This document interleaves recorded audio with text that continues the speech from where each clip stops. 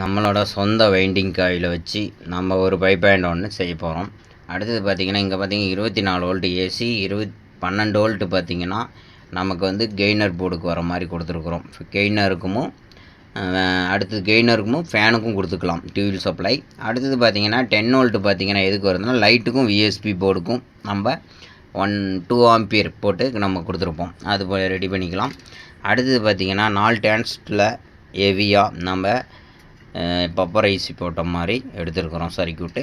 FR4 பிசிபியில் Siva audios நண்பர் board நமக்கு board போட்ட உடனே ஃப்ரீயாக கொடுத்த போர்டு 100 போர்டு அனுப்பிச்சி விட்ருக்காரு. இந்த போர்டை வச்சு நம்ம ஒரு தியேட்டர் ஒர்க்கு ஹெவியாக பண்ண போகிறோம் சரவுண்டுக்கு. அடுத்தது பார்த்திங்க அப்படின்னா ரெப்ட்ரைட்டுக்கும் அடுத்தது பார்த்திங்கன்னா சென்டருக்கும் யூஸ் பண்ண போகிறோம். அடுத்தது பார்த்திங்கன்னா version Dolby TDS ARC input வர மாதிரி டீகூலர். அதுக்கு அடுத்தது நம்ம சப்பு ப்ரீஸ் ஆனில் FR4 பிசிபி ஹெவியாக போட்டிருக்கிறோம். அடுத்தது பார்த்திங்கன்னா இங்கே பார்த்திங்கன்னா 60 வோல்ட்டு சப்பு பவர் ஆம்ப் ஒன்று எடுத்துருக்குறோம். இதை வந்து 50 வோல்ட்டு கொடுக்க சொல்லியிருக்கிறாங்க இதுக்கு சேல் பண்ணுவீங்க. அதேமாதிரி 50 வோல்ட்டு கொடுத்து 18 இன்ச்சு சப்பு ஊப்பர் ரன் பண்ண போகிறோம். எஸ்எம்டி கட் அவுட்ரு 3 ஆம்பியரில் எடுத்துருக்குறோம் 12 வோல்ட்டுக்கு. இந்த கட் அவுட்ரு வந்து இதுக்கு நம்ம வெர்ஷன் கிட்டு கொடுக்கணும், கிட்டு லைஃப் இருக்கணுங்கிறதுக்காக நம்ம எடுத்துருக்குறோம்.